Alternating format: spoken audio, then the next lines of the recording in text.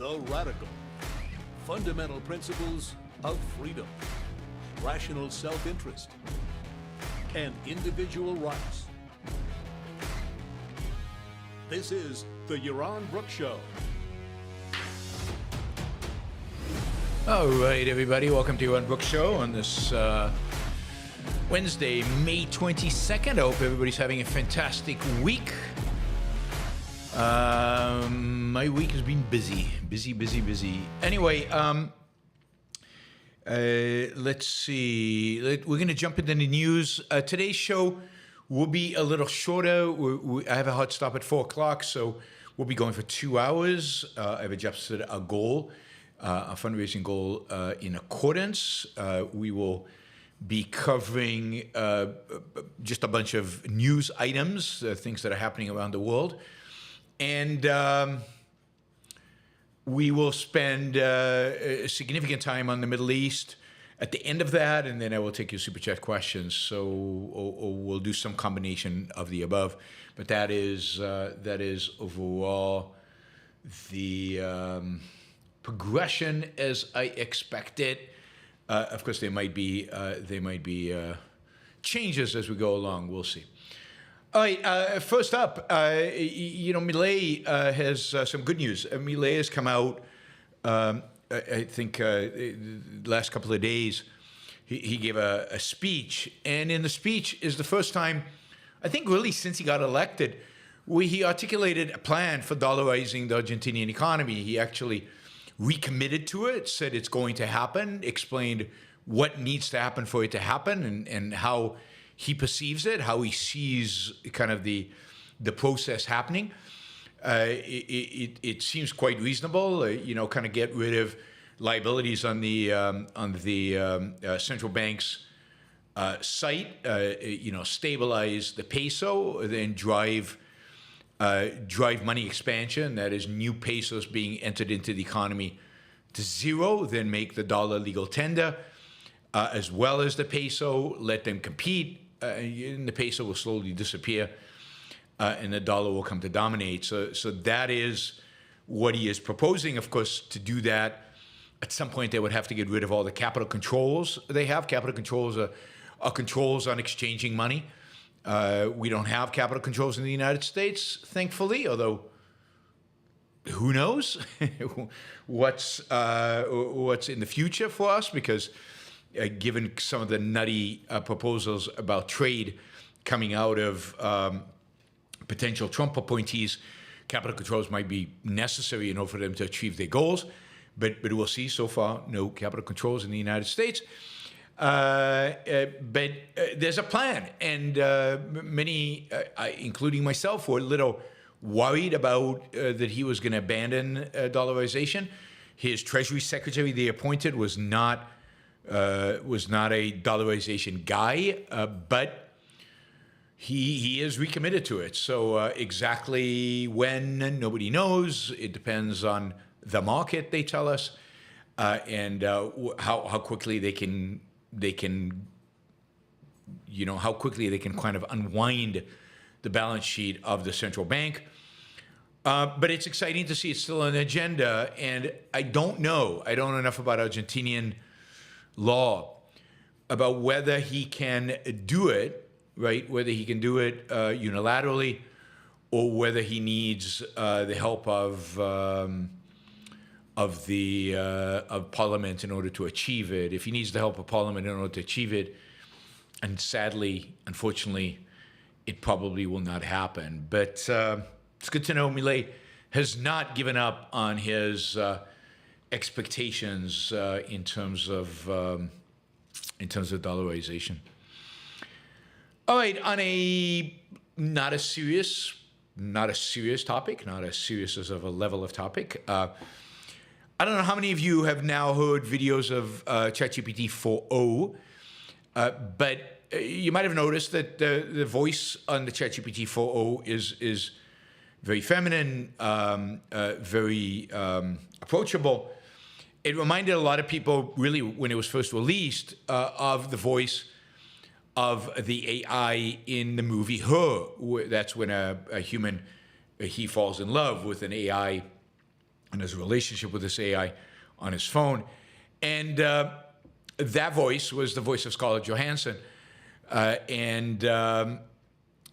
So a few days ago, Scarlett Johansson basically came out and said, whoa, I didn't give permission to use my voice on this, and it really does sound like my voice. And you guys approached me to ask to use my voice, and I said no. So why is my voice on the app? And so that created a little brouhaha. It turns out now that ChatGPT 4.0 or OpenAI have changed the voice. They've changed the voice to something not similar to Scarlett Johansson, which is too bad because Scarlett Johansson has a great voice, among many other positive attributes. And anyway, Sam Altman, the CEO of ChatGPT, came out with a statement and said, the voice of Sky is not Scarlett Johansson's, and it was never intended to resemble hers. We cast a voice actor behind Sky's voice before any outreach to Ms. Johansson. Out of respect for Ms. Johansson, we have paused using Sky's voice in our products. All right, so there you go. If you were hoping to get ChatGPT 4.0 in order to be able to have conversations with Scarlett Johansson, that is no longer possible. They are switching the voice. I don't know to what. We will find out, I guess. I mean, maybe some of you already know. Some of you probably use ChatGPT 4.0 regularly, and you probably noticed the change in voice and know exactly.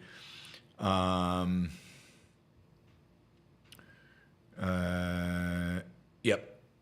So, whatever. I mean, part of the challenges you're going to have with AI that is also voice and video and everything else is it's bound to sound and look like something. Jennifer wants a man's voice. I'm sure there will be an option at some point, and I'm sure there'll be an option around different voices, so you could customize it to the kind of voice you want, and I'm sure there'll be an option around male or female. I think it's true that some of the GPS map software stuff, where they guide you through the streets, you can choose different voices. You can choose no, not my voice. There's no way. I mean, if people would hate on the ChatGPT if it was my voice.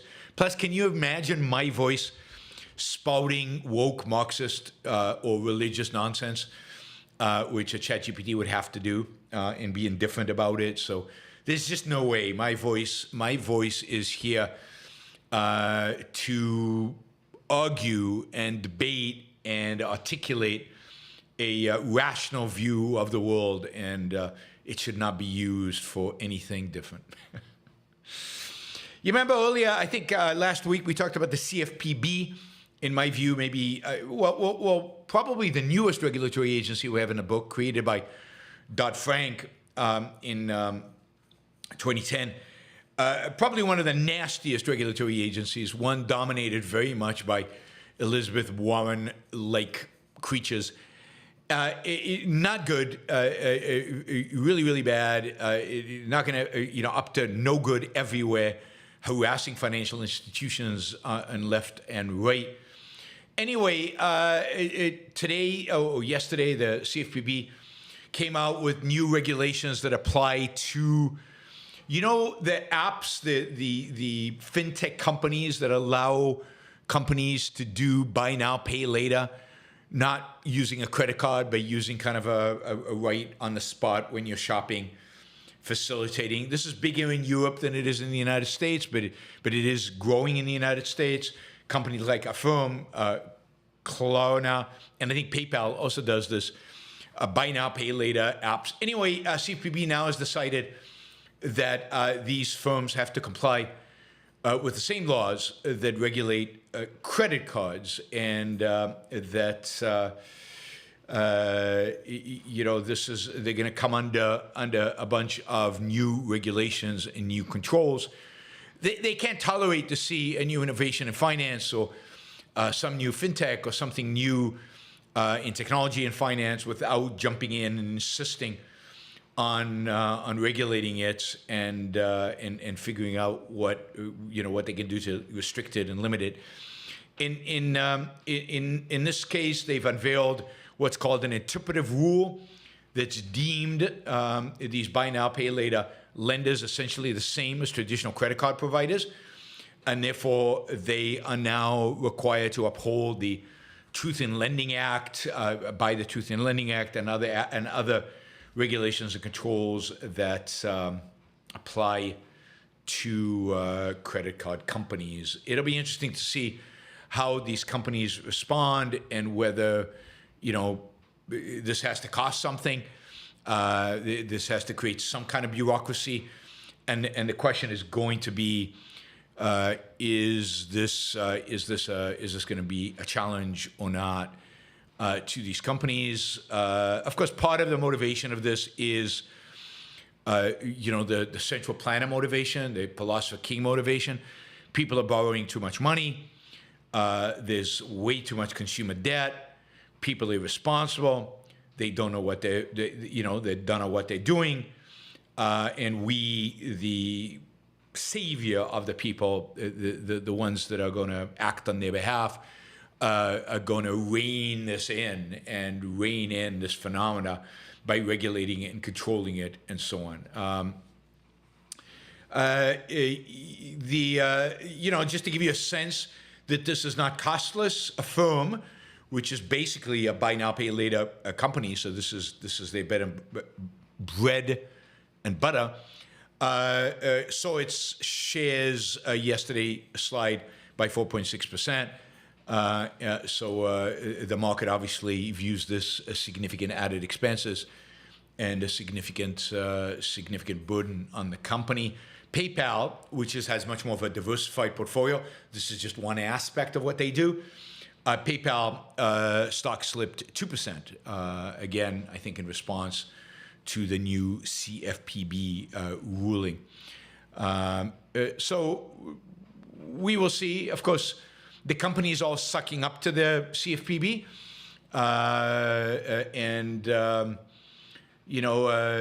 they're all saying, yes, we know, we need regulations, we need to promote an industry standard. These aren't the right ones. And of course, why are they doing that? Well, partially because they have to respond somehow and they don't want to piss the CFPB off, but partially because they are now big enough to be able to deal with any regulations. So their view is bring in new regulations that help us, keep the competitors at bay, make it too expensive for them to enter. But we'd like different regulations. Anyway, it's and a firm spokesman said the company was, quote, encouraged that the CFPB was promoting industry standards, and, quote, many of which already reflect how a firm operates, and that it was engaged with the regulators on improving how it operates. This, of course, after it has, after its stock slid 4.6%, which suggests that at least shareholders were not too happy about this. And again, if I quote, a firm's success is aligned with the responsibility extending access to credit, as we do not charge late fees or hidden fees. We urge other companies that offer buy now, pay later products to live up to the industry promise to provide consumers with a more flexible, transparent alternative to other payments options. In other words, let's bring in regulations that can keep our competitors out. And basically that is what is going on. That is what is going on here. CFPB, incredibly powerful, incredibly destructive, because it's got kind of a very, very, very broad mandate, because it doesn't get its funding from Congress, because it's very difficult to get rid of its leadership. It is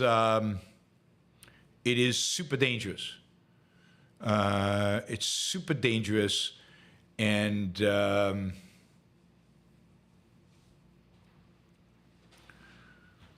it's sad to see it continuing doing what it does.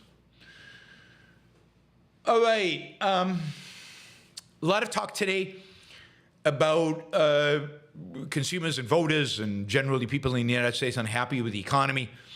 So there's a lot of analysis of this. And the bottom line really is something that politicians should have learned from the 1970s. And that is, people hate inflation. Inflation, indeed, is one of the most destructive forces in any economy. And it particularly offends and upsets the middle class and the working class.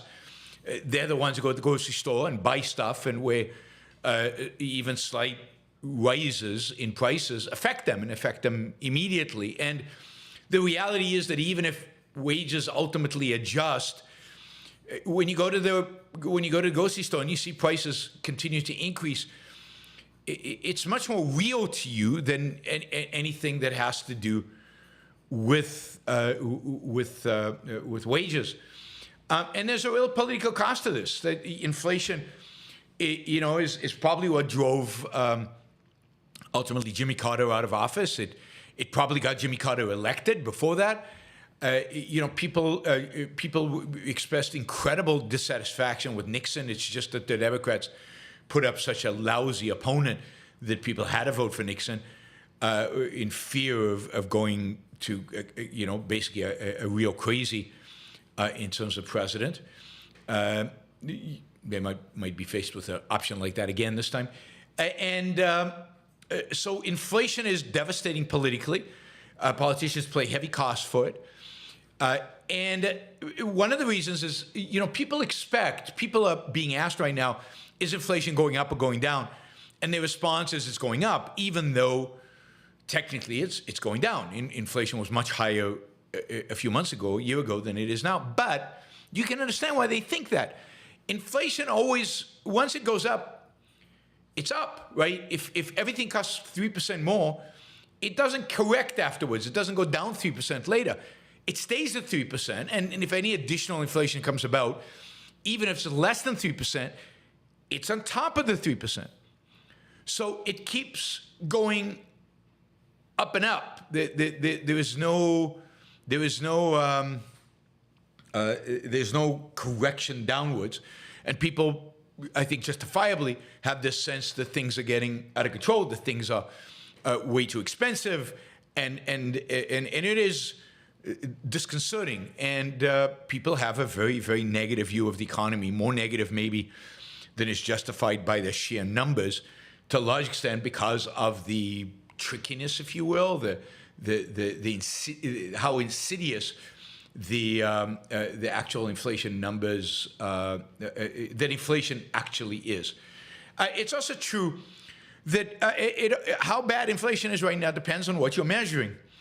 For example, CPI, the standard inflation measures that are reported and the Fed uses and everything, do not take into account, for example, the fact that the interest costs that we have to pay on whatever debt we have increased significantly. And because of interest rates are higher, we now pay a lot more on whatever debt we have. If you have any kind of variable rate mortgages, you're paying a lot more on that. If you're buying a new car with debt, you're paying a lot more on that. If you're taking out any kind of loans, and hopefully you don't have this, but if you have credit card debt, then man, that is really out of control. So that is an inflationary cost in a sense that is not captured in the CPI or in any other measure of inflation. Of course, we've talked about the cost of housing, and the cost of housing being high, and because of high interest rates, mortgages less affordable, so housing less affordable, and that is hitting Americans pretty hard and in the pocketbook. So it is the reality that Americans are struggling both with high interest rate, with the debt that they have, and with the fact that prices are going up every single month, not by huge numbers, not by Argentinian standards, but still 4%, 3 to 4% is significant. A year, 3 to 4% annual. In Argentina, it's going up 8% a month. But that's down from 20% a month. So we've already seen Milei's program to try to snuff out inflation starting to work. and inflation has come down quite a bit over the last few months. Let's see.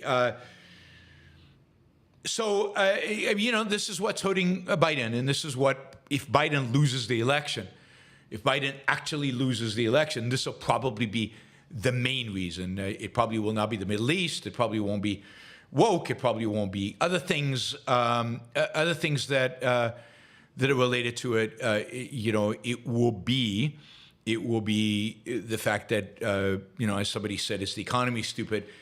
It will be the economy, and predominantly on the economy, it'll be inflation. And there's a sense in which that would be good. That is, if Biden loses and the interpretation of that loss is it was inflation, that will provide politicians with an incentive not to inflate. Now, they might not have any choice given the direction our debt is going. We've talked about that. But they would have to really think twice. Their positions would be on the line, clearly, if they continue to inflate. So we will see if anybody learns that lesson. We'll see if Biden loses. We'll see if they learn the lesson. We'll see if they explain it that way. I mean, there's a lot to be seen in terms of, they could say Biden lost because he was too pro-Israel or too anti-Israel or too whatever. But if it's inflation, that would be a really good thing. Note that after inflation was basically, Jimmy Carter's loss was blamed on inflation. Our politicians did not inflate, consciously made every effort not to inflate and really to hold the line in terms of inflation, and maybe if that happened again, we'd get the same thing.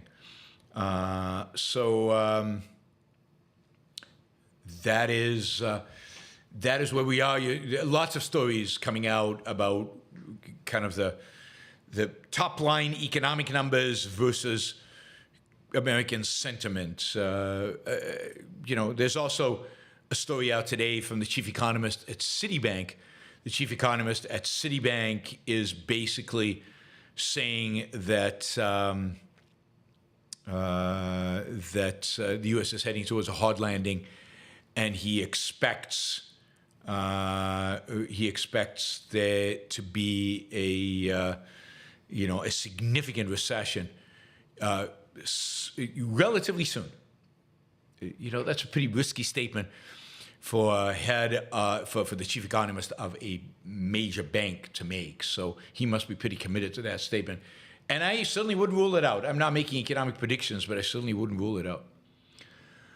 All right, talk about regulations. As we speak, I think, there is a major bill being voted on the House of Representatives, and this is a bill that would establish a new regulatory regime for regulating crypto. And part of this new regulatory regime is, as regulations go fairly pro-crypto, fairly positive with regard to crypto, it is a regulatory regime that would rein in, significantly and dramatically rein in the role of the SEC, which is SEC is generally pretty skeptical about crypto, and has had a very, very, very mixed record in terms of crypto, and it's generally not a good thing. Generally not a good thing.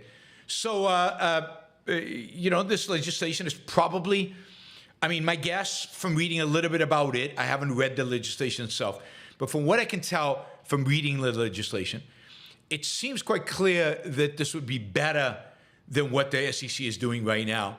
It would be better than regulation by fiat without guided by Congress at all. This regulation would actually allow crypto to be used in ways that the SEC has denied it and rejected it.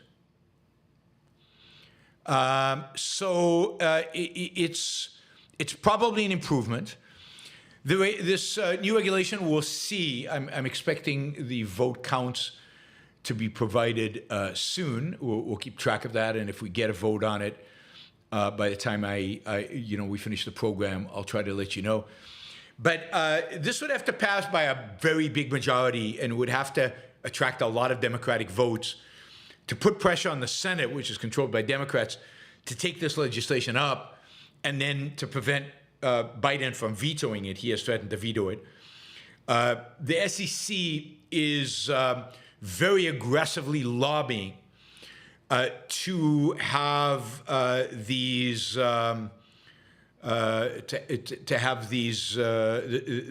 bill passed. So there is a major lobbying effort by the SEC itself. The head of the SEC has come out against it. That, to me, is a good sign. That's a sign it's probably good legislation if the SEC, particularly under the Geithner, or what his name is, who's really bad, particularly if he's behind lobbying against it, it's probably a good thing. We're going to see. I mean, this could, and this is what the industry is actually arguing, this really could spur a lot of innovation. The SEC has really curtailed the use of a blockchain and crypto, for example, as an alternative corporate structure to a typical stock corporation, and it views all crypto as securities. This would change that. So there's a lot of good stuff in this, at least an improvement over the way it's done now, and so we'll see. A lot of the industry is behind it. I suspect it's good. We'll see if it passes, and we'll see if it passes with the kind of majority that then gets the Senate and potentially Biden to come out, behind it. All right, just an interesting, funny, I don't know what the story means, but you guys can interpret it how you want. But Vivek Ramaswamy, everybody knows Vivek, is the favorite to be as a VP candidate for some on this on our chat. Is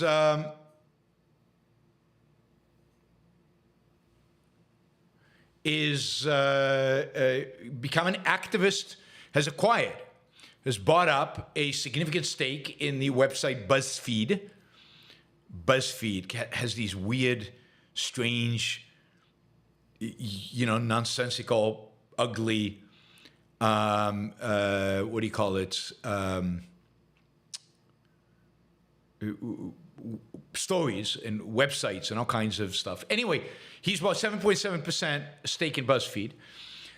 He has said he intends to be an activist. He intends to try to actually use the stake to have influence over the company. He wants to enable a shift in strategy. To quote the filing, he says, numerous operational and strategic opportunities to maximize shareholder value, including a shift in the company's strategy. BuzzFeed has been struggling. Its stock price has really tumbled. It has laid off a bunch of people over the last few months. It has also changed its corporate structure, and for example, the whole executive team now is compensated with company stock. That's, of course, a good thing, not a bad thing. Ramaswamy's going afterwards. I have a feeling, I really have a feeling that Vivek has Elon Musk envy or jealousy syndrome, or however you want to call it. He's just jealous of Elon Musk, and as a consequence, wants his own little platform to play around with and see if he can do something better with it. So we will see. It is going to be interesting to watch. All right.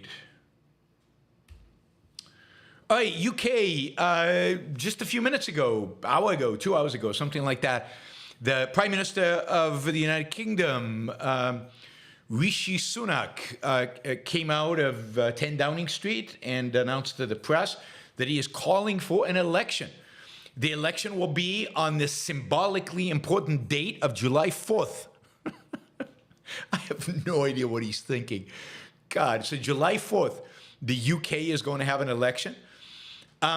It's hard to understand why he's doing this. Right now in the polls, he would basically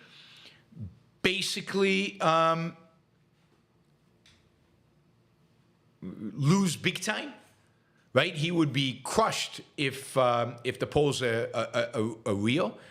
I don't know why he doesn't want to buy more time. Maybe he thinks it'll only get worse, or maybe he thinks the polls are wrong. But there is clearly something going on that suggests that he thinks this is better than doing it in the fall or something like that. So it's not a lot of time. It's a month and a couple of weeks.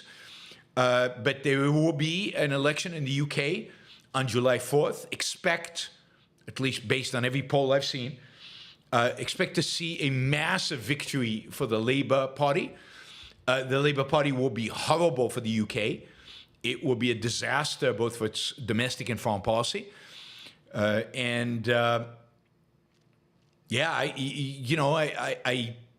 dread what the Labour Party might do to the UK, but this is what happens, and it doesn't seem like anybody seems to want to learn from this, but this is what happens when a right-wing or conservative or Republican-like political party just completely fails after getting one of the largest majorities in British history in the House of Parliament. They just squandered it. They did nothing, basically nothing, absolutely nothing of value. So,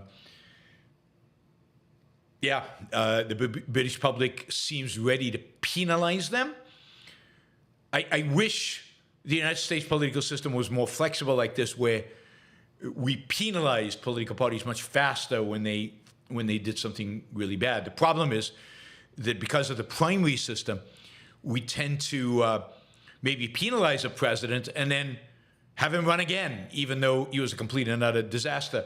We'll let him run again, and because the other guy is a disaster, he might get back in. I'm talking about Trump, of course. So, really worried about the UK if the Labour Party wins, which it almost surely will. Let's hope if it wins, it does not win by a too much of a landslide. A lot happening with Trump trials. I don't really cover that much. I don't find it that interesting. But the hush money trial has now, the testimony has been wrapped up. It's gone to the jury. The jury will start deliberations after Memorial Day holiday, so next Tuesday. Hard to tell, what they're going to rule. The trial shows more than anything the quality, the just horrific, disgusting, awful quality of just the people Trump hangs out with, whether it's porn stars or whether it's his lawyer Cohen, who was his personal lawyer for a long time, and yet was stealing from him and came to hate him, and he's an ugly, horrible person.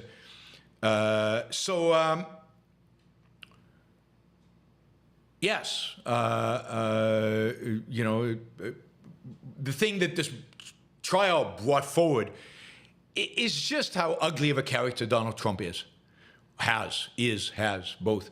And I don't think that's new to anybody, I guess. And it looks like most Americans were tuning out of this anyway, and they didn't really care. On the other hand, there is one more trial, of course, or several other trials. But it turns out the document trial, where, again, it seems like the evidence is overwhelming that Donald Trump hid documents in spite of legal requests for them, in spite of the FBI coming and accessing them. There's today reports that even after this, his lawyers found documents hid in his bedroom that he was keeping from the government, that he knew that he was keeping from the government. But that document trial seems to be going nowhere. The judge, who is a Trump appointee, seems to be delaying and delaying and delaying. There's a good chance that this trial will not even start before the election, and that Trump is going to get a pass on this one, a complete pass, even though he clearly violated the law, and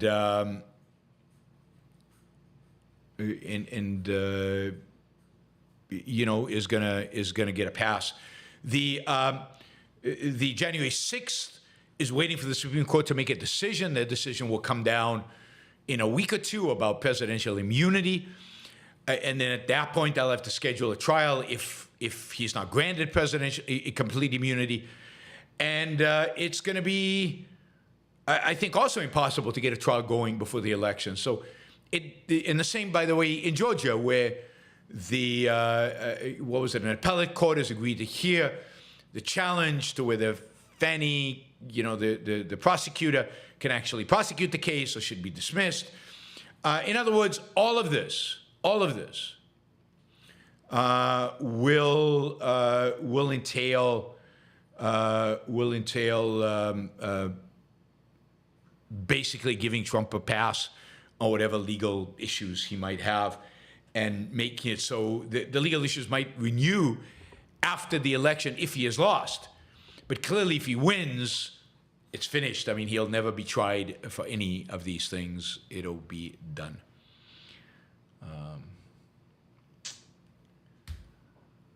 All right. Let's see. There's some primary elections in Texas that are really interesting in dominantly Republican districts, rural Republican districts that are clearly Republican.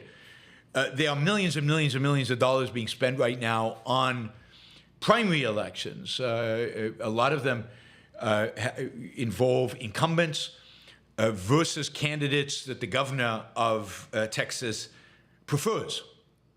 There's a lot of money flowing into these elections.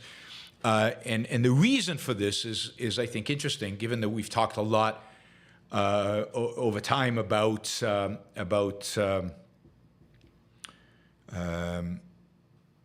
education saving accounts. You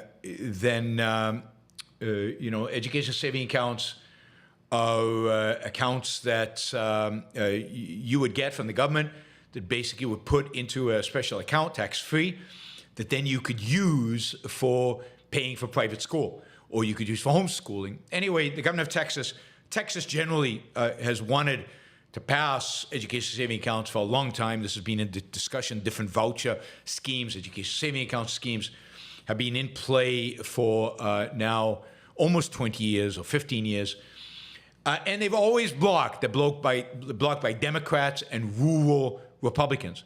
Rural Republicans that are afraid that it will hurt their schools in rural communities. Schools are big employers, and they don't want competition. They don't want competition. These are Republicans, mind you, conservatives. But they don't want to hurt the public education establishment in their rural communities that are dominantly Republican communities. Anyway, the governor Abbott has gotten serious about this. This is the number one thing he wants to get passed. This is, I think he considers this his legacy. And as a consequence of that, he is out there, you know, basically advocating for replacing these congressmen and fighting for replacing these congressmen, and with, you know, with his choices, people who he has selected based on the education saving account support. The problem is it's not clear that the voters in these districts care, or that the voters in this district care about education saving accounts. Education saving accounts is not necessarily the thing that interests rural Republicans. So a ton of money is flowing in here. We're talking about small districts, rural districts. Millions and millions of dollars are being spent, primarily by people who want education saving accounts, and who are pushing this, and we're going to see. It's going to be really interesting. The best thing, maybe the only good thing about red states these days, is that they are embracing education saving accounts. Education saving accounts, I think, is the best innovation in educational funding and education more broadly.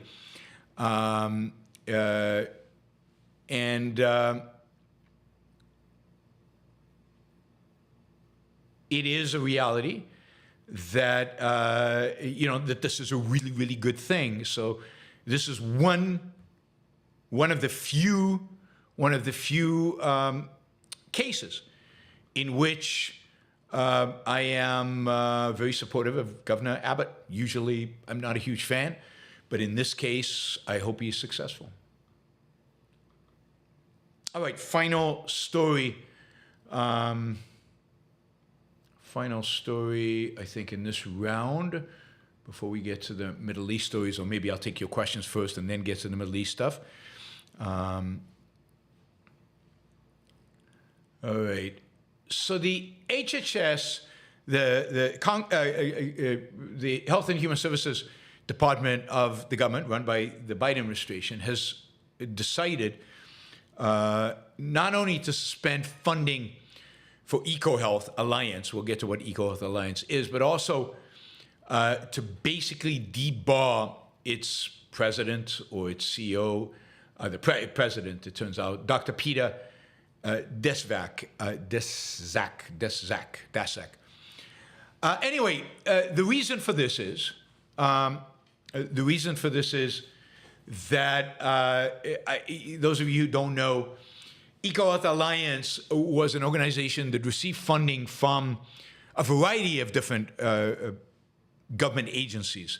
The Health and Human Services Department as one, the NIH as part of the Health and Human Services, but also it's an organization that received a lot of funding from USAID, a lot of funding from the Defense Department and other U.S. agencies. One of the questions I have, and I think a lot of people are going to have, is the fact that the HHS stopping to fund EcoHealth, does that mean other government agencies are going to defund EcoHealth? Anyway, EcoHealth Alliance was responsible for doing research on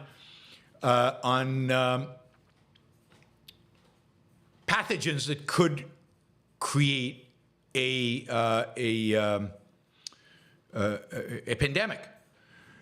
They were doing research on COVID-like pathogens, and they were doing gain-of-function research. And gain-of-function research is research where you go in and you take an existing virus that does not affect human beings, and you tinker with its DNA so as to make it so that it does infect human beings, and then you figure out how to combat it. So create something deadly or something harmful in order to figure out how to fight it. Now, we can have sometime a discussion about these things. We can have a significant discussion about gain-of-function research and whether it's appropriate or not appropriate. But fundamentally,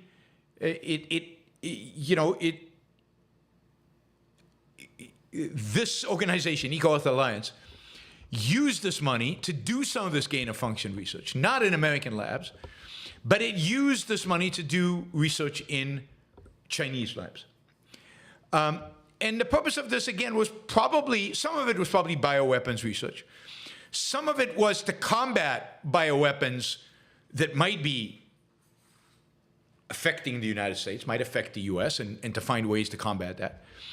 And part of it was to deal with natural occurring, mutations that could occur naturally. And that we wanted to understand them, know them, and be able to deal with them. The problem is that if you're going to do that kind of research, you've got to do it under the most secure circumstances.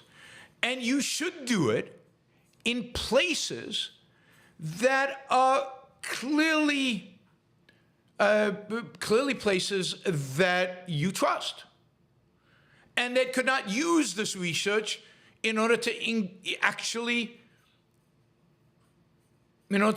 create a situation where a virus like this would either escape or be used as a weapon.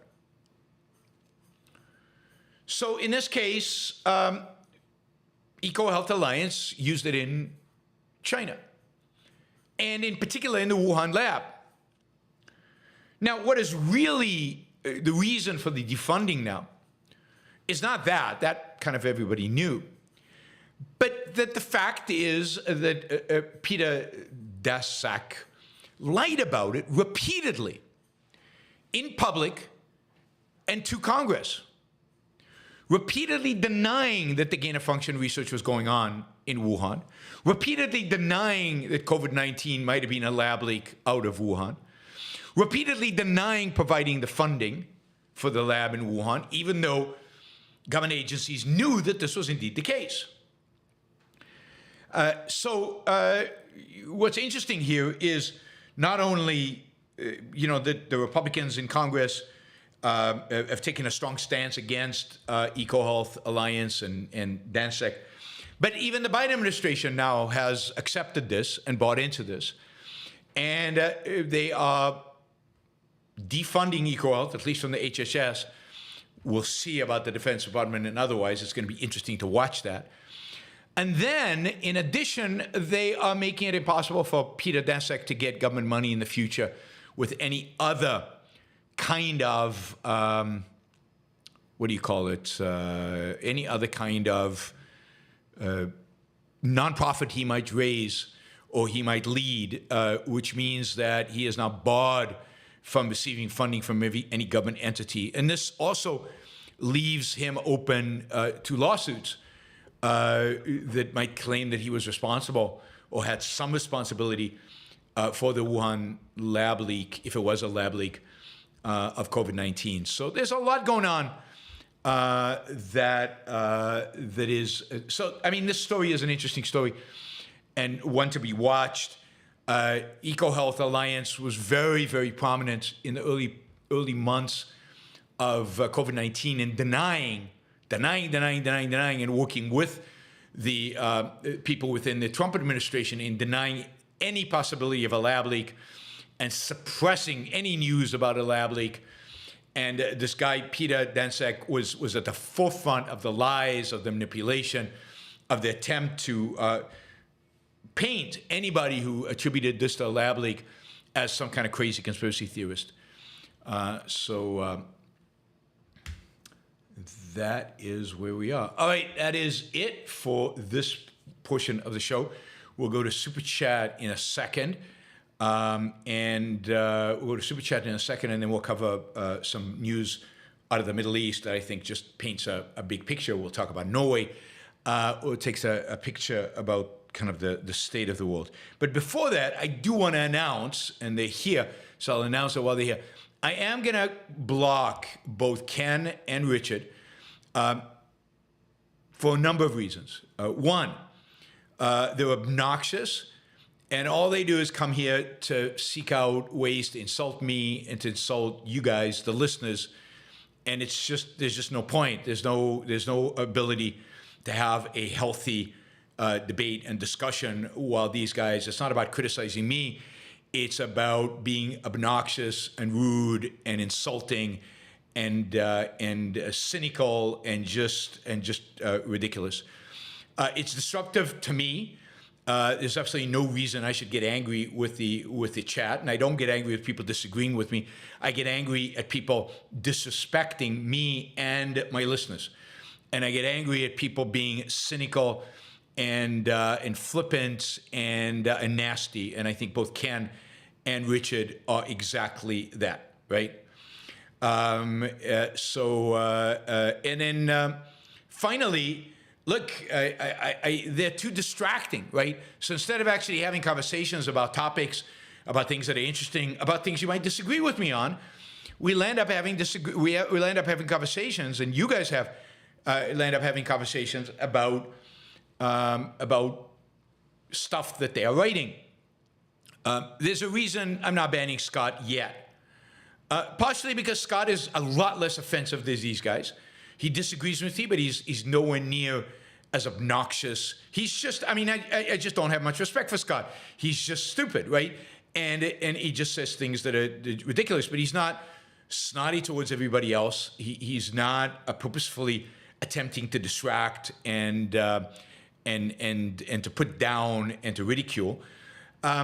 And he once in a while does a super chat. So I give him credit for that. Ken has never done a super chat, at least not in my memory. And Richard has never done a super chat. So good riddance to both of them. They're basically a distraction that adds no value, and there really is just no point in having them here. So from this on point, they are. Let me just see how to exactly do this. They are, I guess, hide user on this channel. I did that once accidentally to somebody. I don't know if you guys remember that, and it was a nightmare to get them back on. It was a nightmare to get them back on. I'm an objectivist. Money matters. I believe in trade. If you're not willing to trade, I care less about you. So if you think money doesn't matter, then I don't know what you're doing on this channel. This channel is a channel that acknowledges that money matters. I value money, and I value people who contribute money to the show more than I value people who don't. And in particular, I value people who contribute significant amounts to the show more than I value people, based on what you can. I don't expect students to contribute. If you don't have money, I don't expect you to contribute. But I know that there are a lot of people who don't have money who do $2 and $1 or $5, whatever they can. And I expect those of you who do have money and who value what I do to do it. So, all right, Ken and Richard are blocked. Spared from blockage for now, Scott and Edward, and a few others, and as long as they just disagree respectfully, and then I have no problem with that. But to the extent that they become a nuisance and they become a distraction, and it's all we tend to focus on, and they get they get to the point where I am distracted by them, then we will block them as well. We want to have this channel be a healthy channel and the chat be a healthy chat. And these guys just dominate. They post so much. These two guys posted so much with such frequency and such disregard and lies, like the lies Richard was saying. Yaron now supports regulation of crypto. I clearly said that this was a better alternative than existing regulations on crypto. It's not like the alternative is no regulation. That would be ideal. But that is not going to happen. So do you want the SEC to regulate crypto from the hip, whatever they feel like, whenever they do it? Or do you want, some kind of rules that at least are being shaped to some extent by the industry and that are less restrictive than the SEC is today? I think the answer is obvious. Of course, I prefer zero regulations of crypto. I prefer zero regulation of pretty much anything, never mind crypto. So, it's that kind of dishonesty. Now, Scott does engage in that kind of dishonesty as well. And to the extent that that is going to be a significant distraction, we will continue to do that. We will consider blocking him. All right, let's see. Let's go to your super chat. Thanks, guys. We are behind, so please consider more $20 and up questions. We probably got enough $10 or below, given that we only have about an hour left. All right, Augustinos. Thank you, Augustinos. There is a brief. Oh, this is for a brief history of the Middle East. I listened to the whole thing at least twice. I'm really happy to hear that. I think it's a good course. Again, it's a brief history. It's not going to be all comprehensive, but I think it gets to a lot of important issues, and it does so in an important way. And I think it's super educational. I think people will learn a lot from it. So thank you, Augustinus, for that. I really appreciate it. I appreciate it that you enjoy the brief history. Jonathan, thank you. Thank you for the support. These are stickers now. We'll go through the stickers. Let's see, what am I missing? John Bales, thank you. Mary Aline, thank you. Mary Aline, thank you again. Friend Harper, thank you. Thank you guys for the stickers. You too can support the show with a sticker. It's really easy. It's right down below there where the $ is, and you can support trade because this show can't exist without supporters like you, listeners like you. We live in a culture, this is a question for Clark. We live in a culture where people will make fun make fun of you for anything, so long as you take it seriously.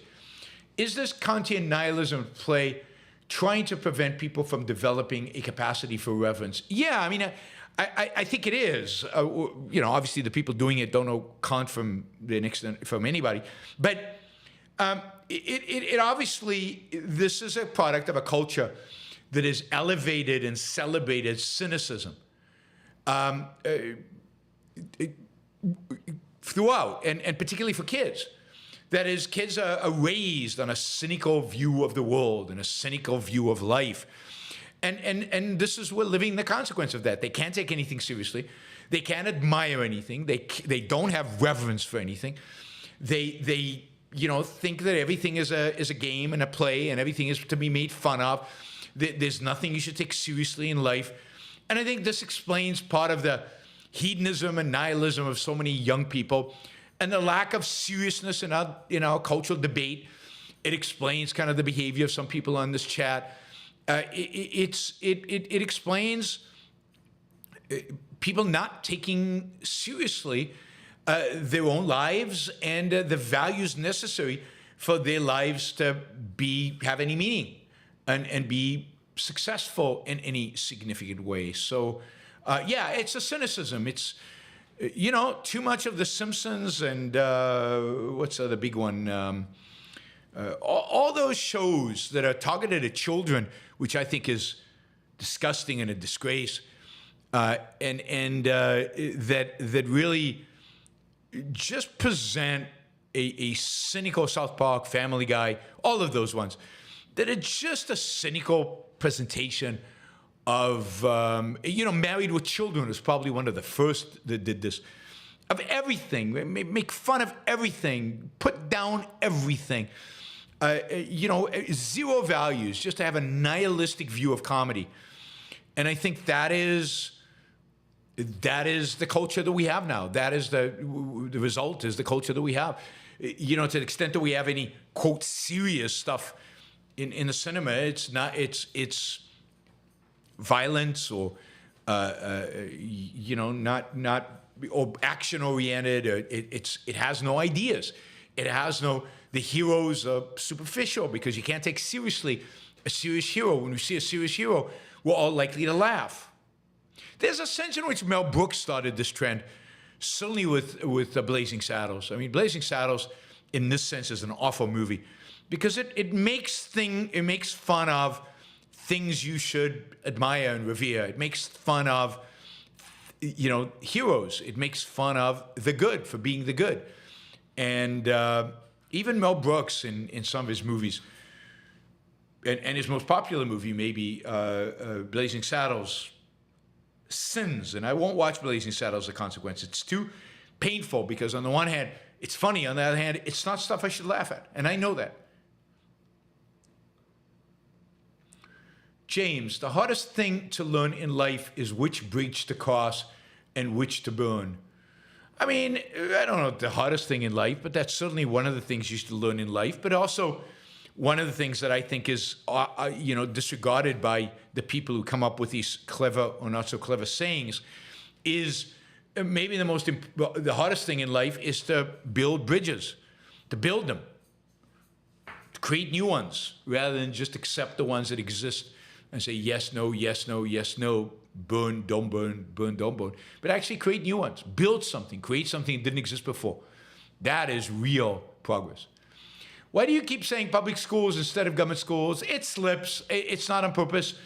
My preferred term is government schools. Sometimes I use public schools so people know what I'm talking about, but I try to use government schools as often as possible.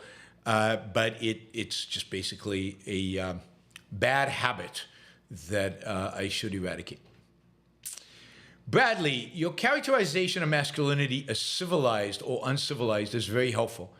Have you seen the Italian film Life is Beautiful? A very moving, beautifully depiction of fatherhood and masculinity at its best. I mean, yes, I hate that movie, just so you know. Hate that movie. It's emotionally manipulative. It is not one movie. It's actually two movies with two completely different themes. I haven't seen it since I first saw it when it first came out, so I don't remember enough of it. But I really don't like it. I also didn't like the whole fantasy that he creates for his son. It's a bizarre, what's the theme exactly? And how do you come up, what is the theme there? That it's better to be in a fantasy than in the real world, and that's what will save you.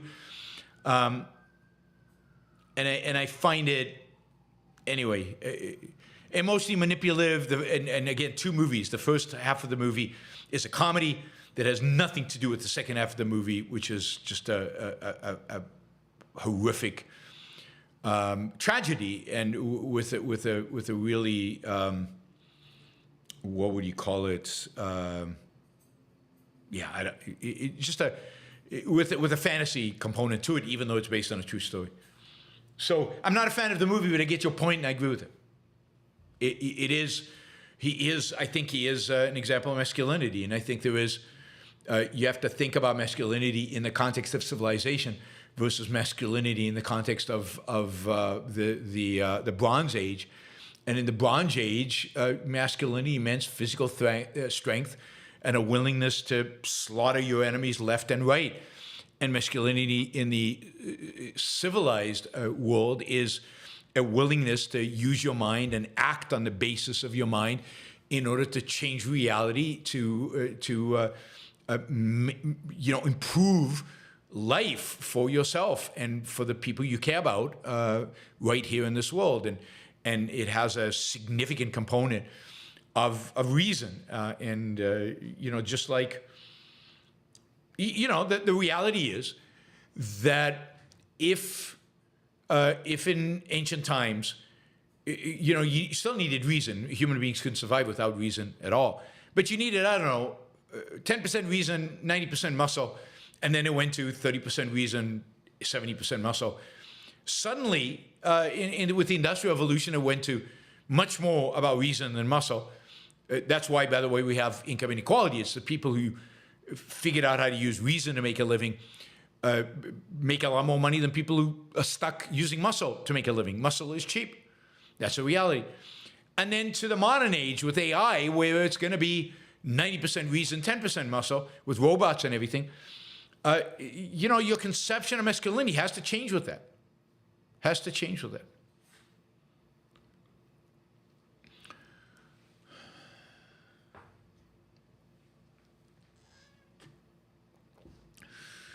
All right. Let's see. James Taylor. We may only need a handful of hyperproductive people and just enough freedom for them to operate a little to keep this mixed system going for another 5 generations.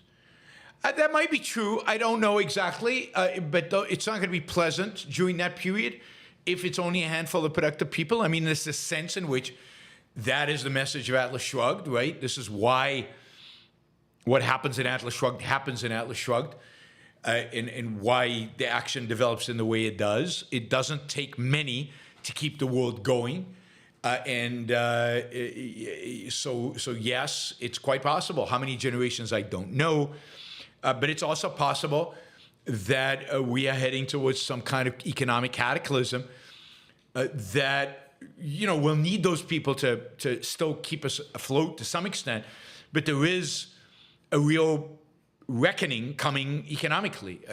At least I fear that is possible, given the levels of debt and basically given our regulatory structure and the incentive we have, the strong incentive we have in our regulatory structure for people, institutions, in particular banks and companies, to take on more and more and more debt.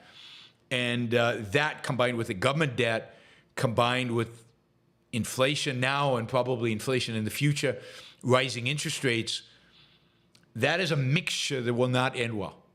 And exactly when it ends and how it ends and who suffer more and to what extent can the entrepreneurs in our world help us survive, that is to be determined. And I'll note, this is interesting, right?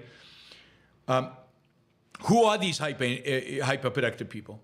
They're basically the people in Silicon Valley. Those are the people who are keeping this economy afloat. They're keeping economic growth going, whether it's the CEO now of NVIDIA, whether it's the CEOs of big tech, or whether it's the CEOs of startups.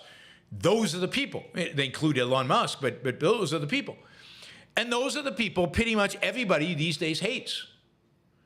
And I include both the left clearly hates them, but I also include in that the right, the MAGA crowd hates tech entrepreneurs. They hate big tech. They hate, OpenAI. They hate those people who keep us afloat. So if that hate actually manifests itself in action, control, regulations, shutting them down, putting them in front of a court, sending them to jail, who knows, what then? Big Pharma is another one. Biotech. Oh, those evil COVID vaccine companies. What then? What if they really go after them? And that both the left and the right are very capable of doing that. Mary Aline, I received Tara Smith's new book, Egoism Without Permission. Yay! The moral psychology of Ayn Rand's ethics. She discusses ways internalized psychological mechanisms can impede an avowed egoistic success. Loving it. That sounds fantastic. I think mine is arriving by Kindle, so if it's out yet, I try not to buy books. But that's fantastic. Everybody out there, you guys should all go out and buy Tara Smith's new book, Egoism Without Permission. It's on Amazon. Get the hardback or get the Kindle or get some variation of it.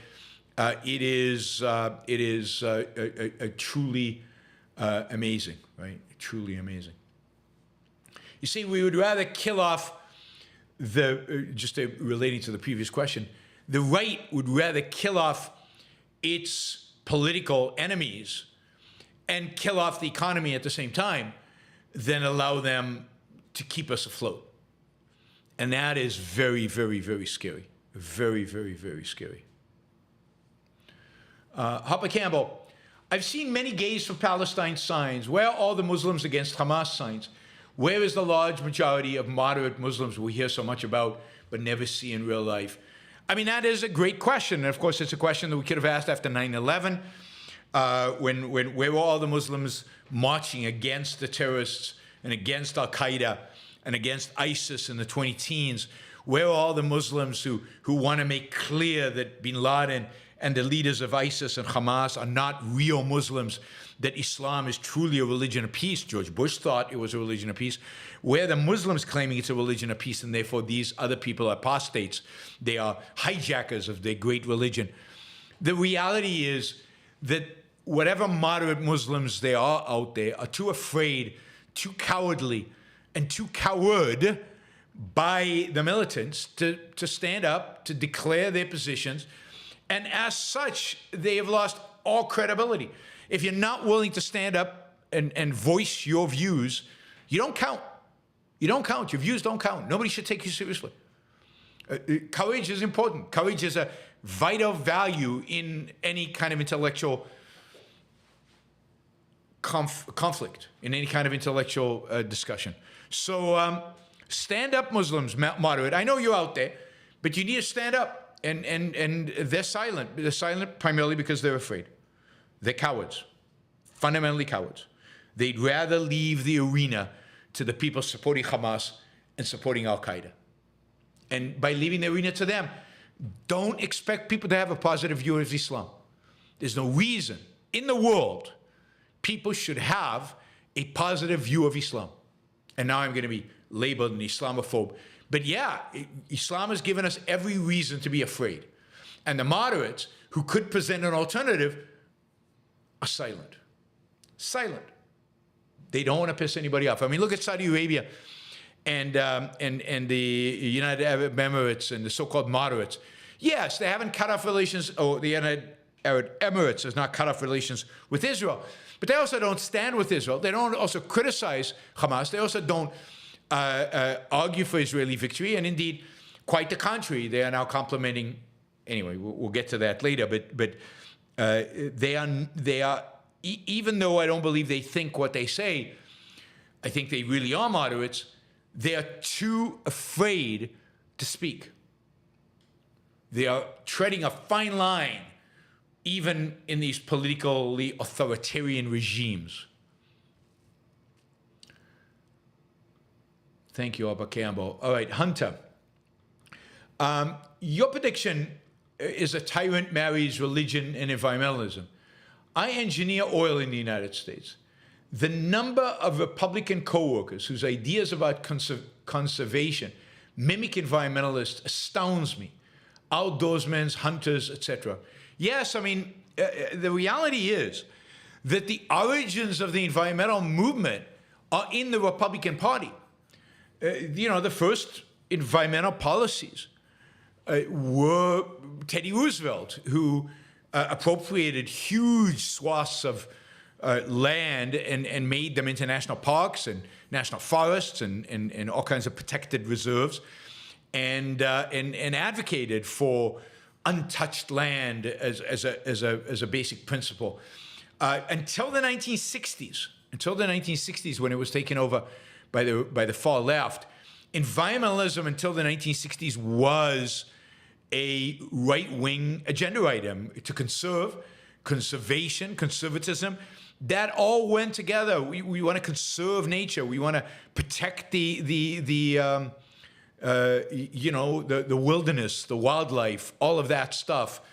That was something that Republicans were huge on, and they will be again. And I think they are again. If you read the TradCons, the traditional conservatives, the Catholics, God gave us the earth to be its stewards. We need to protect it. We need to keep it in the name of God. Yeah, we need some innovation, but we can't exaggerate, and we can't and shouldn't prefer economic growth to God's, in a sense, requirement that we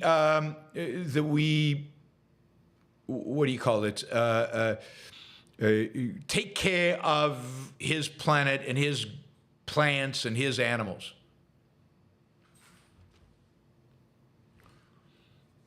So, I fear my prediction will happen. I hope it doesn't, but I fear that it will.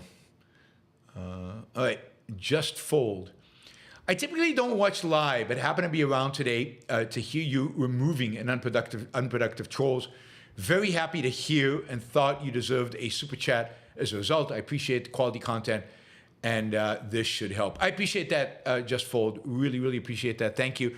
And yeah, I mean, I guess I didn't mention this at the time, but maybe one of my biggest considerations is I don't think dealing with the trolls by me, and I find it very difficult to resist. I find it very difficult to ignore them. I have this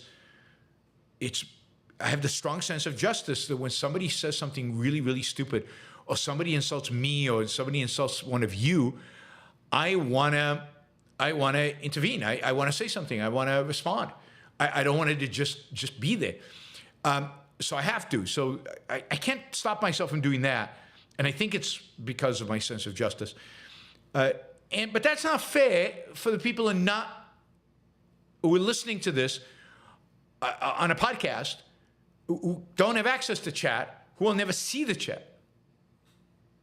So, and I think I've lost a lot of people on the podcast, and maybe gotten less monthly supporters from the podcast than I would have, because they hate the stuff where I go off and speak about this. Okay, so hopefully this is the last time I have to talk about it. We'll see how some of the other people behave, but let's hope that happens. Anyway, Ken is gone and Richard is gone. So Ken has been really, really bad. So it's not true that Ken is not as bad. Michael, what year did you start YBS show? And will we all meet in Austin or Puerto Rico for a barbecue once you reach 50 or 100,000 subscribers? I started YBS, in a different format. I can't remember if it was once a week, not video, only audio. So the first show was the day that Charlie Hebdo was attacked, because that's the topic of the show, because it had just happened. I did it out of a studio at the Ayn Rand Institute. In those days, the show was part of the Ayn Rand Institute. And it was in 2015. It was January 2015. And so it's been almost 10 years now. Happy to have a big barbecue with everybody when we reach 50,000 or 100,000 subscribers, maybe in Austin, Texas. That would be fun. Puerto Rico is hard to get to and expensive. Austin's a little easier. That would be a lot of fun. I need to figure out how to do that. How do we get there? I have to admit to being frustrated right now with my inability to get to 50,000 or 100,000, the inability to grow subscribers, and as a consequence, the inability to grow monthly contributors. I mean, subscribers are growing. They're growing every month. They go up a couple of hundred people. Some months it's 500. Some months it's less. But it's just we need to be growing by the thousands in order to get to the kind of numbers that I think we need to get to. And we need to be growing supporters. Again, I encourage people out there who listen to the show regularly, who have not yet become supporters of the show on Patreon or on PayPal, yaronbrookshow.com/members, to become members. Also, if anybody wants to sponsor the show, if anybody has a business that you think it would be of value to have to sponsor on this show, please let me know. Would love to do a sponsorship for you guys. Anyway, that is you bring up 50,000, 100,000. I am endlessly frustrated by the inability or the slowness of getting there, I'm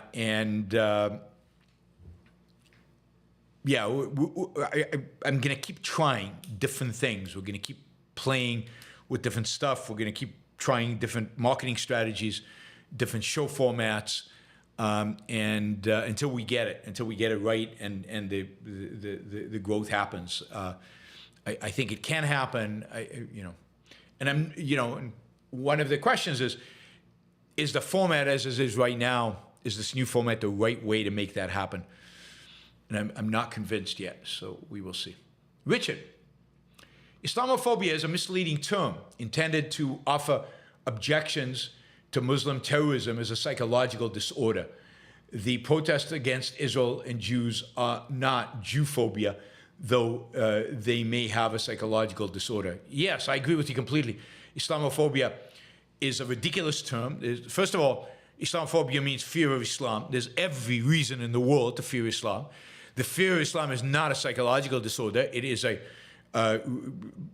a recognition of the fact that Islam, in its modern iteration, as it exists today in the Muslim world and among Muslims in the Western world, is a danger.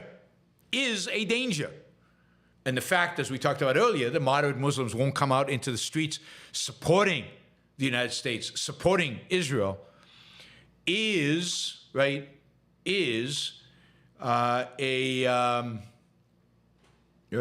proof of the fact that it is a danger. Oyvind from Norway with Love, you will get to Norway in a minute. I know you're digging at me. You're prodding me. Don't do that. God.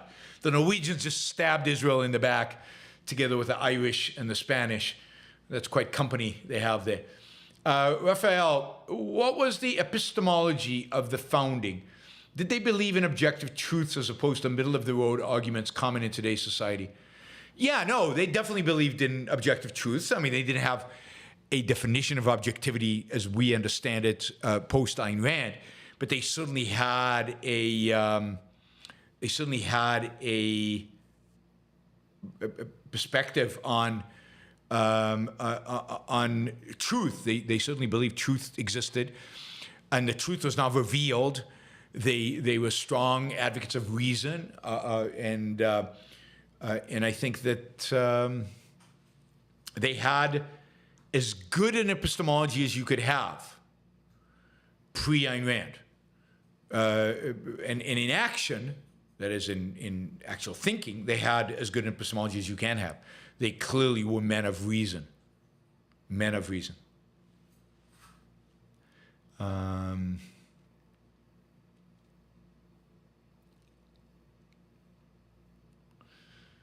right.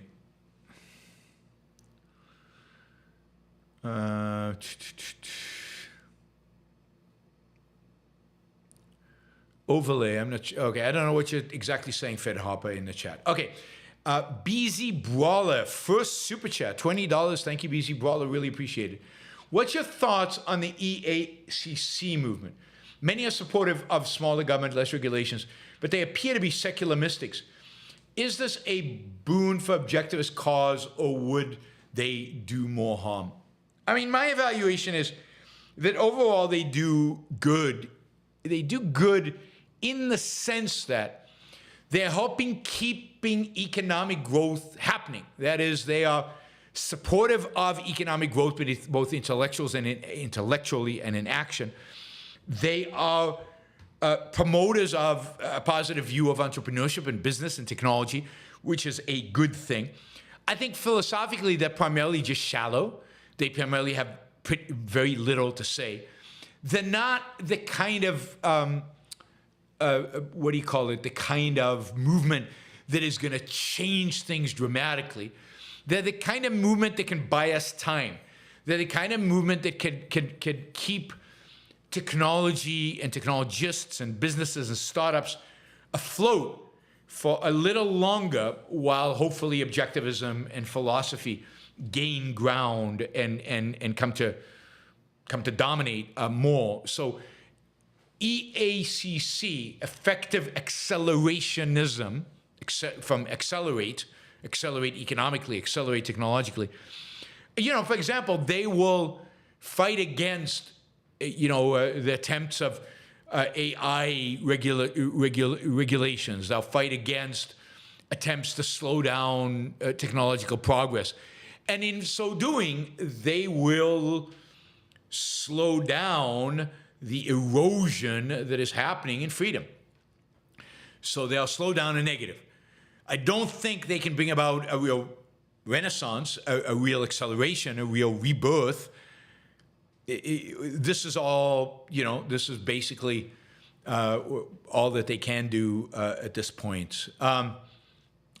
Better having them, I think, my view is better having them the way they are than not having them at all. And yes, I worry about their secular mysticism. I worry about their shallowness. But it at least buys us time, I think. All right. Well, a lot of questions. We're not going to get into much of my second part of today, but that's fine.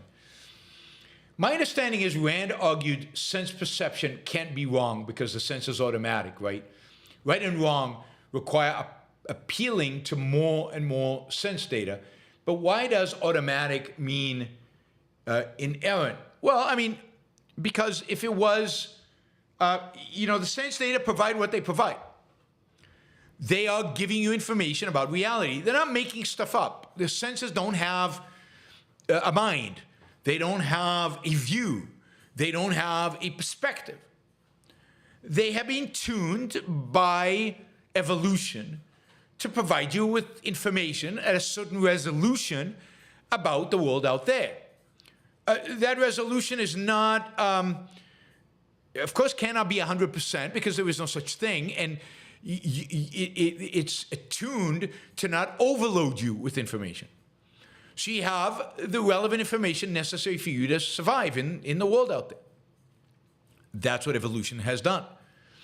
But they have, what would it mean for sense data to be wrong? It would mean, let's say if you can cause people damage in the eye, and they, everything is wavy, right? There are no sharp corners. Everything is a wave. But human beings couldn't survive if the information they received was false like that. So it's true that if you damage an organ, it will provide you with distorted information about what's out there. Again, all the iris is a receptor of light, right?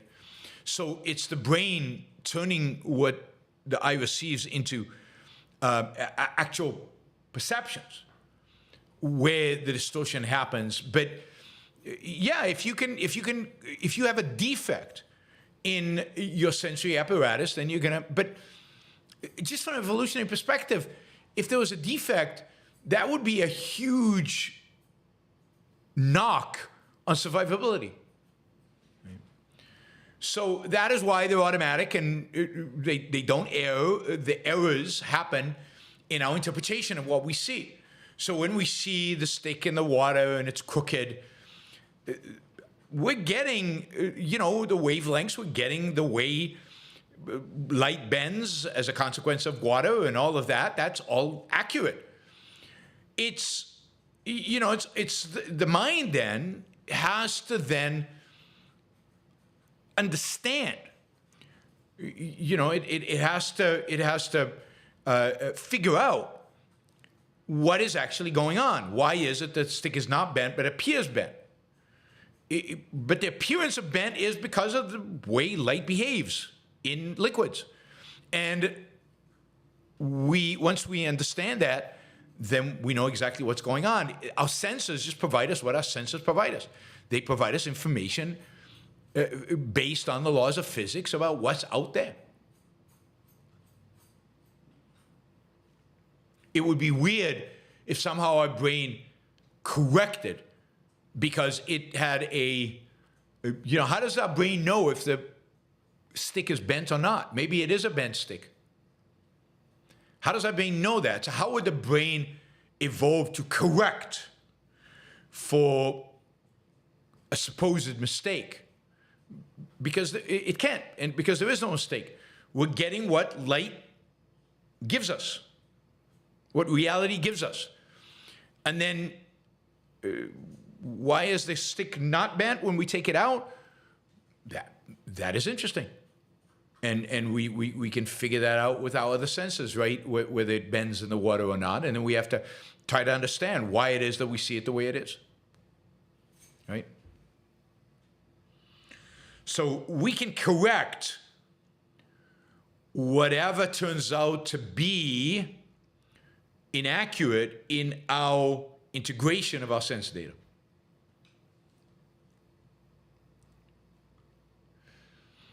Shazbot, apparently Godzilla Minus One released on Amazon Prime Japan just a matter of time before the rest of the world could see it. Yes, I saw that because I was looking for it the other day, see if it was streaming in the US, but hasn't yet. So I'm still waiting for the streaming date so I can finally watch it.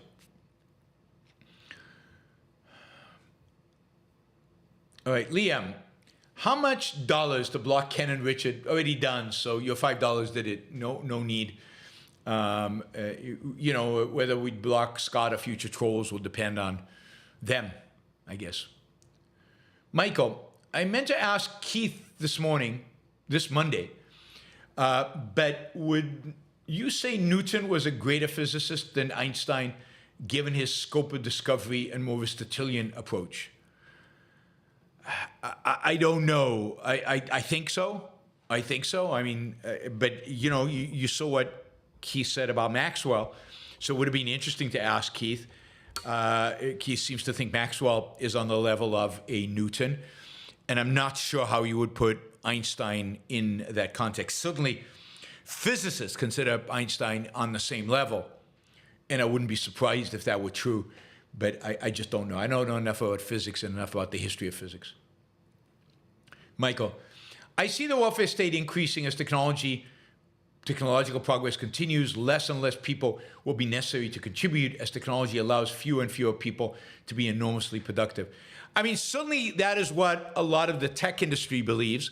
That's why they're big proponents of UBI, Universal Basic Income. They believe that as jobs get taken away, the tech industry can produce enough wealth so that everybody can live off of it and it could just be distributed. I think that is a massive fantasy. I think that's just not true, plus not healthy, because I think work is essential for human health, mental health. It could be that people can work a lot less hours, but I think people will have to still work, need to work, and it's going to be an issue of finding meaningful work for everybody, work that is meaningful for people. I think for anybody who wants it, it'll be available. And it's a question of how do we convince people to want it.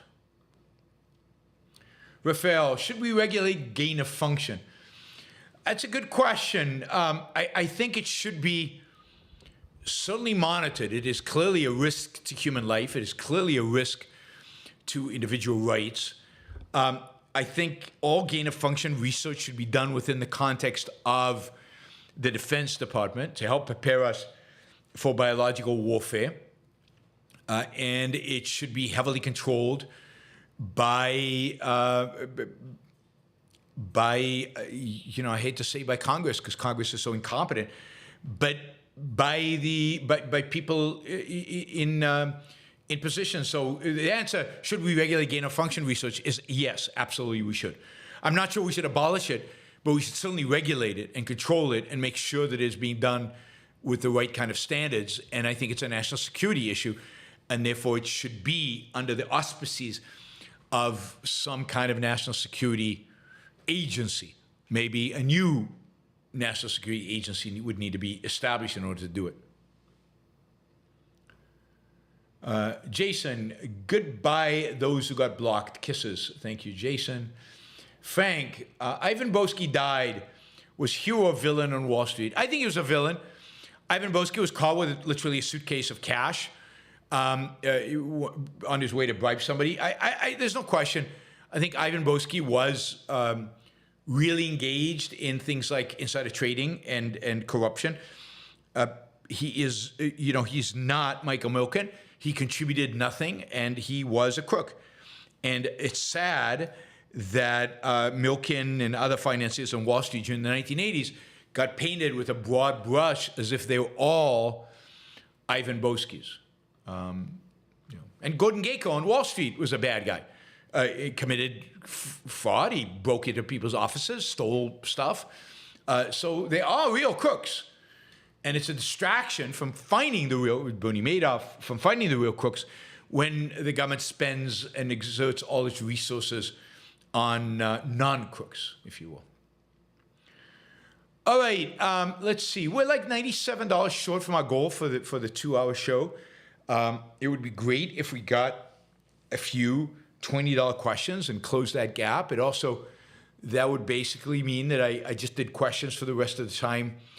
And I'll leave this topic for tomorrow because there's a lot for me to say about what's going on in the Middle East and US and Europe and recognition of the Palestinian state by European countries and so on. So I think the best way to kind of fill in the next 25 minutes is for you to ask more questions rather than for me to go to that topic, which is going to require a more intense discussion. So up to you.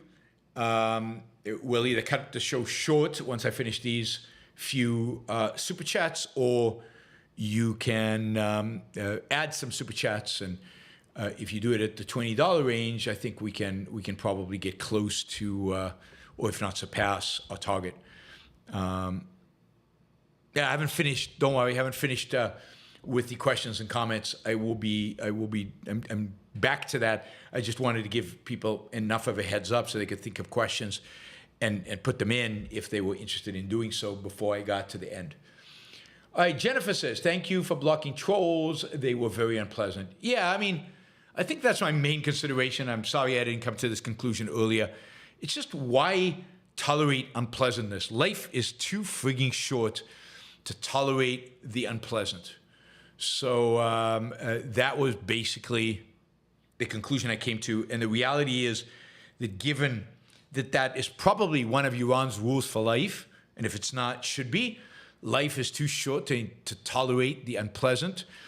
I should have thought of it much earlier, and I should have thought of it a long time ago. I have way too much of a tendency to be to not want to shut down quote opposition, but when it gets obnoxious and nasty and unpleasant, it should be easy. It should be easy. Yeah. Yeah. Inspector says they got blocked. Finally, they made the chat horrible for years. Well, they're gone, so you can come back and participate in the chat because they are gone. And I encourage more people to join the chat and join the show live and come on over. All right, a few reminders. Well, let me finish these super chats. WCZN, thank you. He says supporting blocking virtue justice. I appreciate that. Ryan, hi, Yaron. The new format is great, but I am working during the show. So I'm trying to keep up with stickers, but I will have less super chats. I appreciate you letting me know, Ryan. I'm still thinking about it. I mean, there are definitely advantages to the new format, but there are also definite disadvantages as well, as I'm discovering. And I'm leaning to trying and going back to something similar to the old format. In other words, I'm leaning towards separating the news from the more in-depth topics. I think that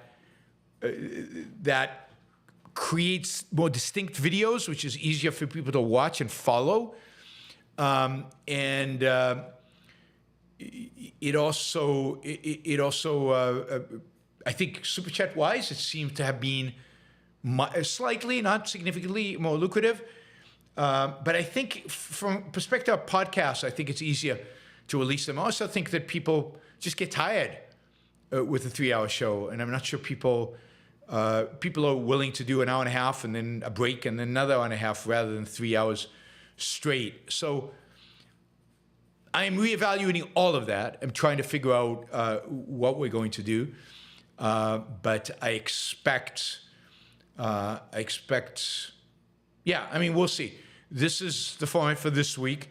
Next week's going to be different anyway because I'm traveling. I'm going to Miami to do the Jordan Peterson class. And I want to remind everybody again that if you would like to participate in that class, if you would like to be a live audience member, it would be great if I had a few of you as live audience members, not the trolls, but the good guys, in the audience. It just makes the video more interesting if they're live audience members there.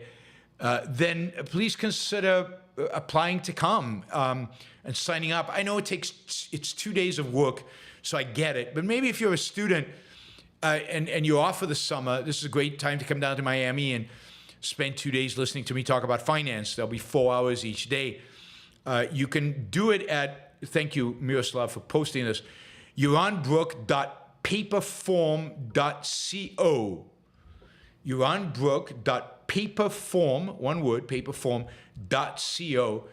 That is the address where you can sign up and to attend. It's going to be a lot of fun. As I said, I'm doing 8 hours on finance, the history of finance, the morality of finance, how finance works, the principles on which finance works. I talk about money and banking. So all of that, it would be great if some of you could indeed come. So please consider it. Let me know. Well, don't let me know. Just sign up for this thing. Yaron Brook, one word, yaronbrook.paperform.co. C-O. All right, Mary Aline. In the 60s, the Sierra Club advocated nuclear power as a clean source of energy. That didn't last for very long. No, it didn't. I mean, there were periods in which things like the Sierra Club were a lot more rational and a lot better than they are today. By the 1970s, the Sierra Club was very anti-nuclear energy. Andrew, sorry if you covered this. Were you surprised by France backed the ICC arrest warrant for Bibi? Is that stupidity or evil?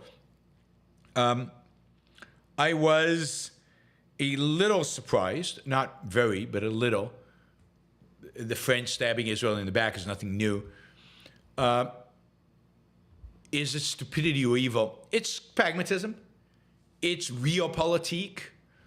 As a theory, it's evil, and as a suddenly backing the ICC arrest, that's evil. There's no stupidity here. These are not stupid people. These are not people who can't, if they put their mind to it, figure this out. This is evil. Yeah,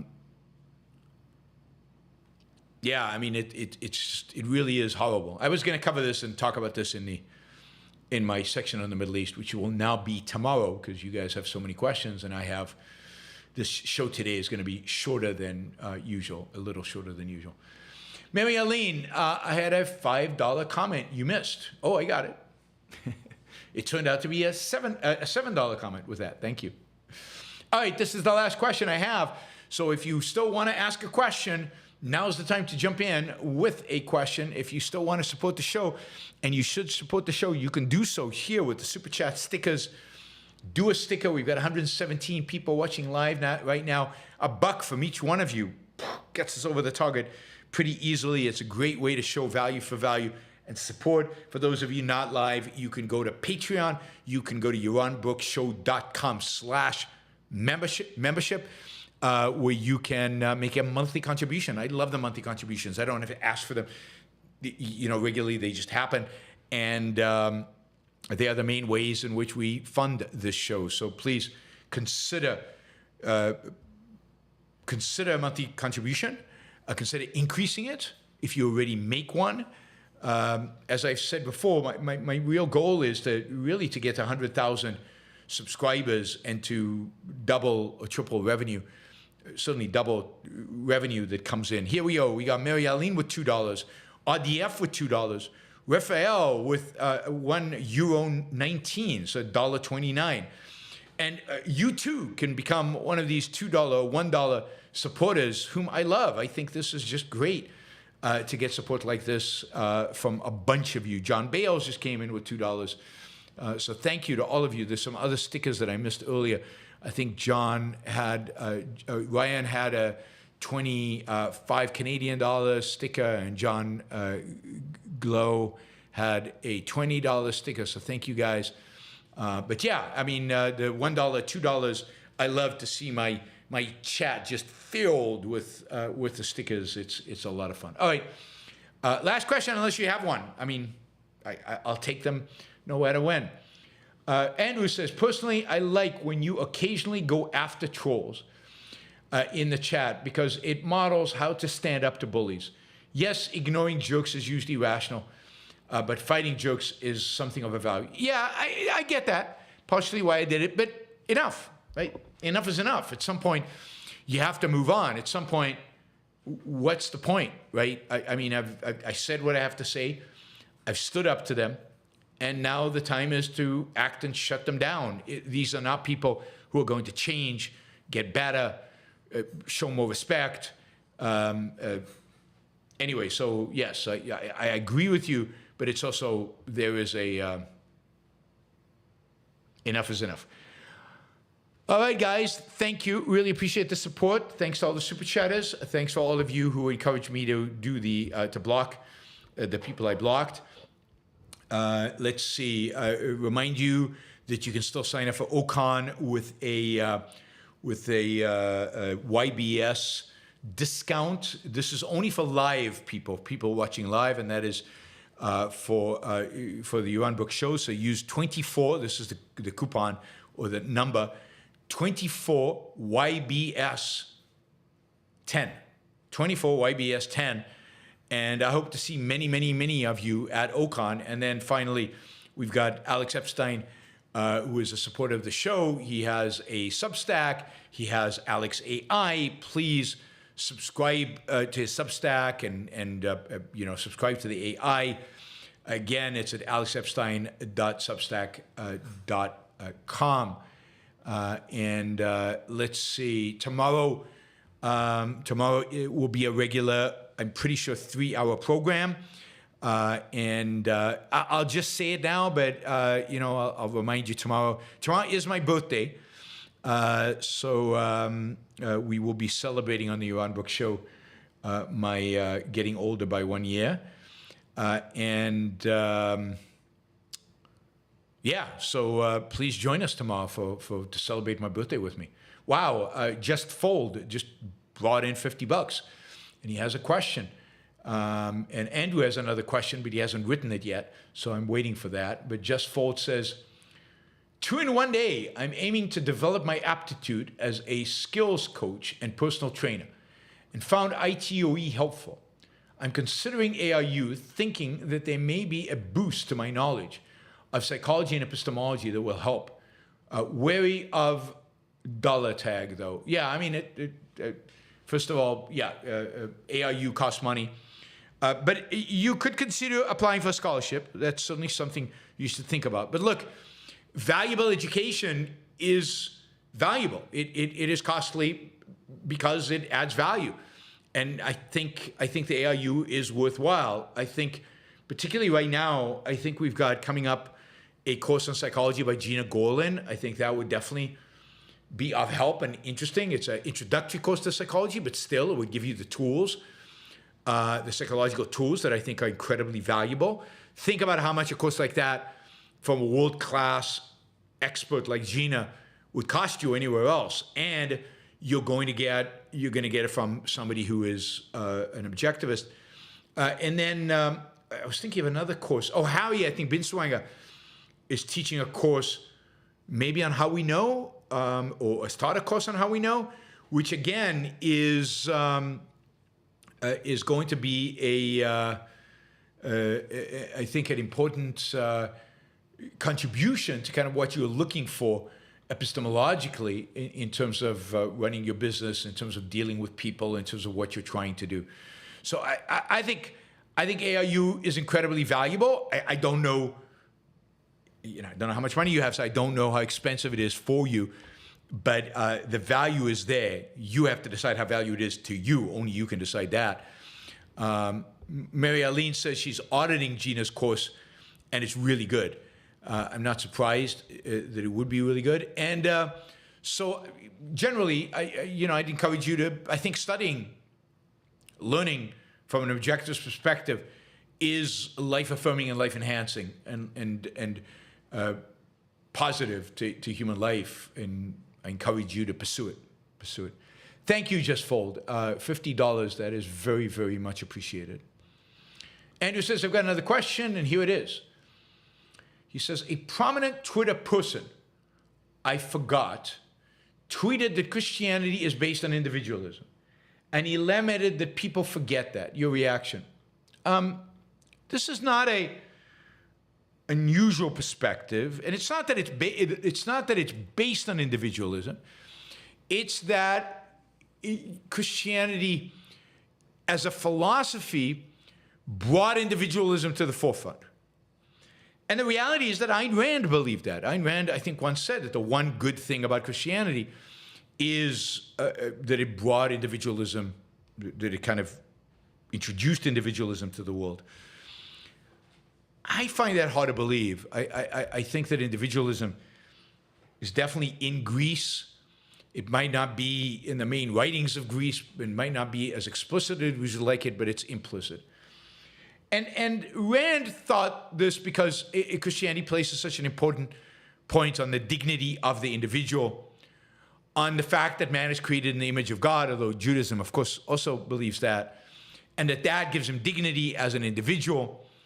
That if you think about the Protestants, at least, less so in Catholicism, Catholicism takes this turn because it's so Platonic that in some sense Catholicism rejects individual in the name of the collective, but certainly in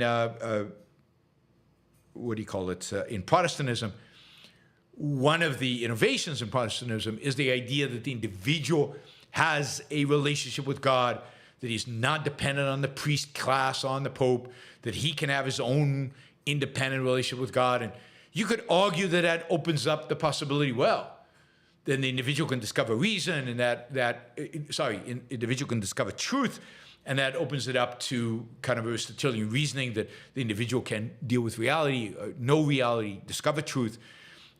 Once you get rid of Plato's cave, I think that opens up the world to an easier acceptance of the Aristotelian idea that the individual, through reason, discovers truth.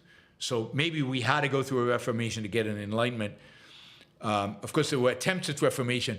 Before the Reformation, many attempts, they were crushed by the church. The difference between the Reformation and previous Reformations is that it succeeded. That's the only real difference. And it succeeded because by that point, the church was so corrupt and so disregarded, right, that it couldn't muster the resources to crush the growing Reformation. Thank you, Andrew. So I don't think it's crazy, in other words, the idea that it's based on individualism. There's something there, certainly, again, if Ayn Rand thought it, I'm sure she had reasons for it. I'm not sure it's right, but it's not crazy. James says, have you been to any of the Gulf states? No, I have not, and likely will never go. I find the Gulf states to be, there's something really offensive about them, about this facade of Western civilization, the facade of modernity, the facade of capitalism, and yet in the back, at the root, there is rot of mysticism, hatred for women, semi-slaves, just a complete and utter disregard for individuals and individual rights. I just don't, I would find it very weird to be in one of the Gulf states, and I have no interest in going. Plus, the Gulf states still have significant numbers of radical, extreme, militant Islamists, and I certainly would not, I would be afraid that I'm on some list of somebody, given everything I've said about Islam, somebody's list somewhere that these people would identify me and come after me. So maybe I'm being ridiculous, but I have some reason to believe, at least 15 years ago, that I was on some lists and that I wouldn't be safe, even in a place like Malaysia, never mind a Gulf state. All right, guys, we're only $9 away from the target, but we did really, really well. Thank you all. Thank you all the super chatters. Really appreciate you. Oh, there's Raphael getting us closer. You mentioned capitalism does not fail and all crises are government failures. What's the best way to defend this? I mean, it's very difficult. And part of the issue is to say, and I have to answer this quickly, is to say, well, what does it mean to say markets fail? What does it mean, failure? Failure by what standard? Who set the standard? And, who set the standard? So markets don't promise perfection. Markets don't promise that they never go down. Markets don't promise that they won't make mistakes. So markets can make mistakes. Markets can go down. Markets can have bubbles and corrections. Are those failures by what standard? What's success? Central planning? Now, the big crises are all consequence of government, and for that, you have to go through a whole proof that relates to monetary policy and how you get systemic risk and what systemic risk really is, and on and on and on. All right. Thank you, Raphael. Mary Aline reminds us that Florida is a Gulf state. Yeah, one of the better ones. Ones I have been to. Andrew says, the reason I strongly oppose Christianity as an individualistic philosophy is its ethics requires self-subordination to others. That's absolutely true. And that, of course, Ayn Rand, talked about and emphasized. But she did think it had the seed of individualism that would later in a secular environment, develop. James G, why have you not spoken at Nomad Capitalist events? Because I haven't been invited. So I go where I'm invited. It's very rare that I turn down invitations. I also don't go asking people to have me speak. I mean, Nomad Capitalist knows who I am. He can invite me anytime. Any of these people can invite me anytime. I'm happy to go speak pretty much anywhere. Encourage them to invite me to speak, and I will go. All right, guys, I have to run. I've got a meeting in 4 minutes. Thank you. We reached our target. Really, really appreciate that. And I will be back tomorrow at 2 p.m. East Coast time with our normal and lengthier, in this case, show. Thanks, everybody. See you tomorrow.